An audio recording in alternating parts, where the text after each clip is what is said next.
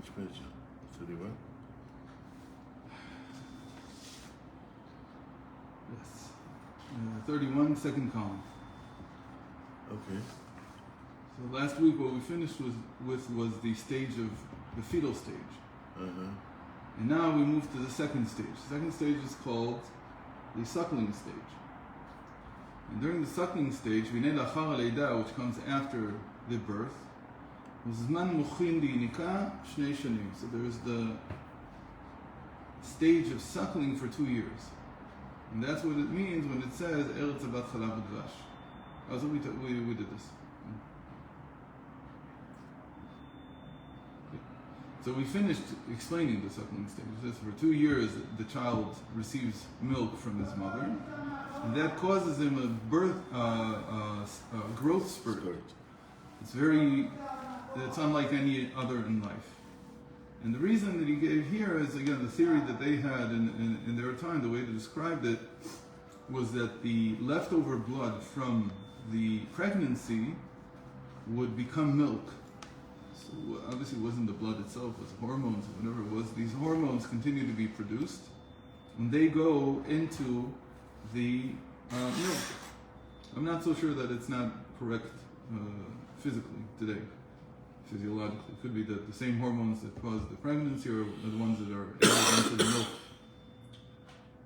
And this milk, in the conceptual sense, is like moichin. It's like the intellect, because it all came from the mind. It's called bina. It's all understanding, all the milk that's in the breasts. So it was the mind that's mixed now with the blood. So you have the white and the red together. And therefore it has a special quality of being able to cause this growth spurt. So it's very interesting that here we have both sides, the white and the red together. So the idea is that apparently to cause something to grow, you have to both water it and trim it. And when you want a plant, whatever it is, to grow quickly, so you need to water it a lot, but you also have to keep trimming it. Yeah. So that's like the white and the red here together. So now we're going to, what does this all mean? We said we'd look this week at what does this all mean in terms of our becoming servants of Hashem. I'm using that word after I had to read non-Torah things on Friday night. So I was reading Kassira again. Who? Ernst Kassira. He was a philosopher of mythology. Maybe historian of mythology. So he said some very interesting things that I'm going to start incorporating. ודוגמת זה אנו מוצאים בעבודת השם במידות האהבה ויראה ורחמנות שנולדו כבר מן השכל. שכאשר יזכור על השכל של המידה יותן כוח ועוז לעמידה שתפעול עוד פעולתה. When a person has already the divine form of loving kindness and awe and fear, avanir. So what do we mean the divine form? That these are the attributes, the emotions that come from the mind, which means that they're at least from the intellectual soul, but most probably they're from the divine soul. Meaning, when a person is in ibul, this is sort of what we discussed last 2 weeks before, that the Alter Rebbe was explaining, I'm giving you as if you were in a pregnant state, as if you're a fetus in the womb. I'm giving you the Torah that I'm learning, and it will affect you. Because when we learn these things, even though we couldn't come up with this ourselves, meaning we're in a fetal state, we're entirely influenced by how he goes here, right? It's one of the feelings that you get after you read enough Chassidus is that the direction that the Maimer is going, that the essay is going, seems a little arbitrary. You get this feeling, but you could have gone in this direction, maybe you could have gone in that direction. It's sort of like what the fetus feels inside the mother's womb. She's walking, and he's sort of like, why are you walking there? You could have taken a left here. but he has no control. He has no way to influence her. She only influences him. The fetus goes wherever the mother goes. There's no will of its own. So the same thing happens when you're learning Chassidus in the beginning. After you learn for a little bit of time, you begin to feel that you know sort of what the issues are. So why is he now drawing us in this direction? Why is he intellectually pushing in this direction? You should have pushed in the other direction, but you can't stop it because the mimer is the mimer. The essay is what it is. You can't rewrite it now. So that's the Alter Rebbe treating you a little bit like a fetus. He says, I have to guide you as if you're in my womb and take you to a place where, right? I have to take you to a place that my mind says is the right place to go. And you have no control over it.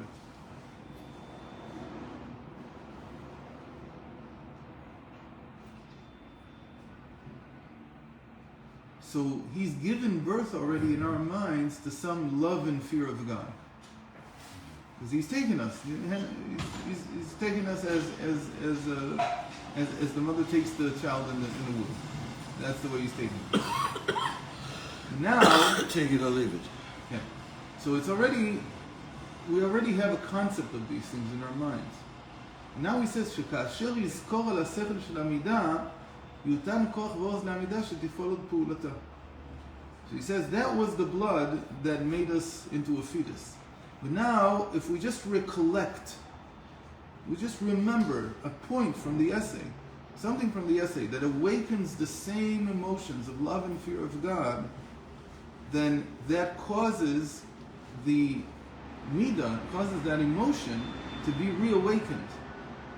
And not just to be reawakened, but to act.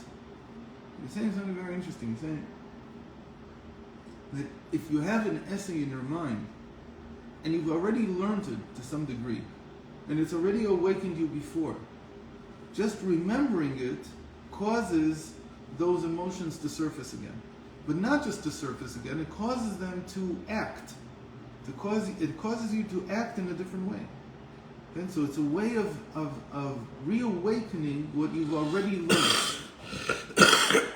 That's how he's explaining suckling. Because what did we say? We said the milk comes from the mind.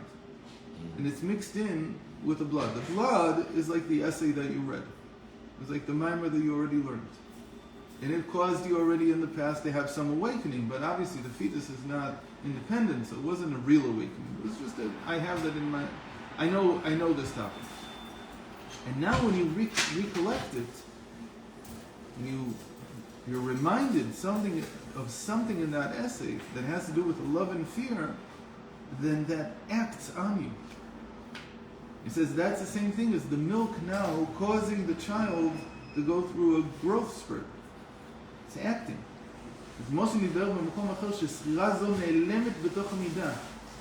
And as was explained elsewhere, and I think that here he means a little bit the essay that we learned 2 weeks ago, that this recollection is concealed within the attribute, within the emotion.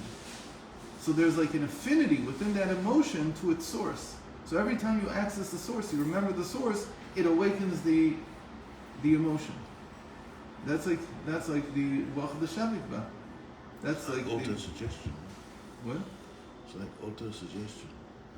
Maybe, yeah. וממנה סיבת הגדלתה להתקיים ימים רבים אין שם בארוכה ודי למבין. So here he says, the essay that they brought here, I don't know who wrote this, it might be from the Rebbe, he gives a different essay which is very close to ours, and it's called Anoten Shele Katzamer. It's a different essay, it's in the Siddur with Dach. So maybe we'll look at it at some point. Okay, so there's a very interesting equivalence that he's drawing between suckling and between an awakening of an emotion just by recollecting something from the source, something from the essay, something that you had understood already. It says, V'day lemevin.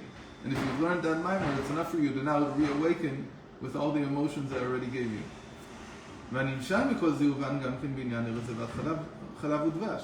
This will also be understood as applicable to what it means a land flowing with milk. Perush Eretz Knesset Yisrael. The land is a symbol for the congregation of Israel, which is called the kingdom of Atzilus, of emanation. It's called that the land, which land, the Malchus of Atzilus, is like a footstool to my feet. It's like a footstool. Specifically, it's talking about when Isaiah says this, it's talking about the world of emanation. And the land there, land in every world is something else. Right? Land in Bria is the kingdom of creation. Land in Yitzhak would be the kingdom of formation, and so on. So there it means the kingdom of emanation. It's called the land of life. Because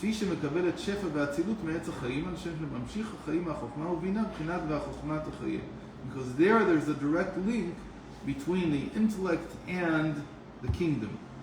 And so it receives life directly. Meaning in the world of Atzilus, there's no difficulty in acting the way you understand. Because there's only divine consciousness there. So whatever you understand is how you act. ובבחינת בטן שלה מוסתר ונעלם ההמשכה משם הוויה. בטן, the stomach, is always kingdom. It's tumka. Everywhere you see stomach, beten, it's the kingdom of what. So in the body, the stomach itself is like the malchus. So the way we think of it is like it's like your center of gravity. It's one of the ways of thinking of it. The kingdom is the center of gravity. And same, I would say something very interesting that. Let's not get into that. It's too big of that. So in its stomach, it says there's a hidden avaya. There's a hidden name of God.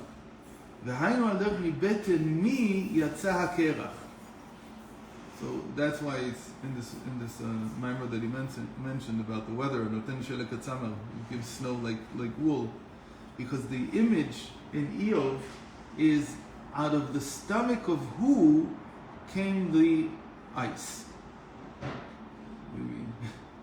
What kind of an image is that?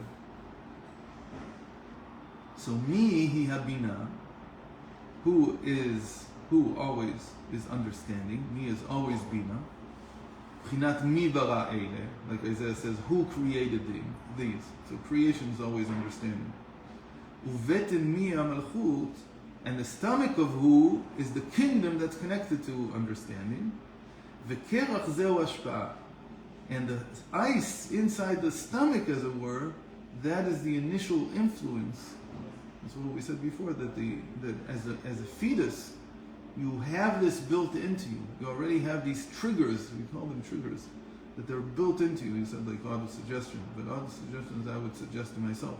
But just to say suggestion, that when I was created already, I have certain triggers in me that make me act a certain way.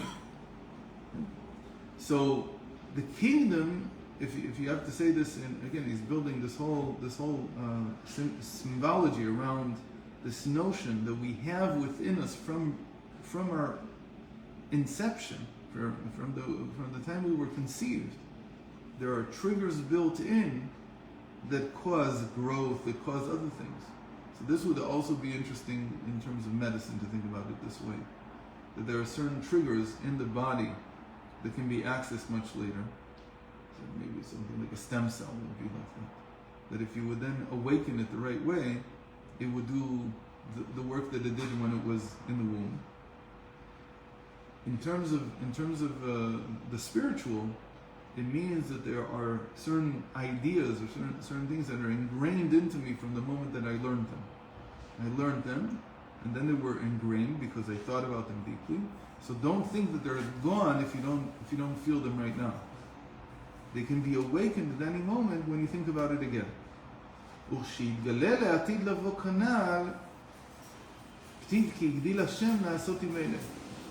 And then when this trigger that was inserted into us awakens in the future, then you'll have this verse that it says in Joel, because Havaya has made us grow larger.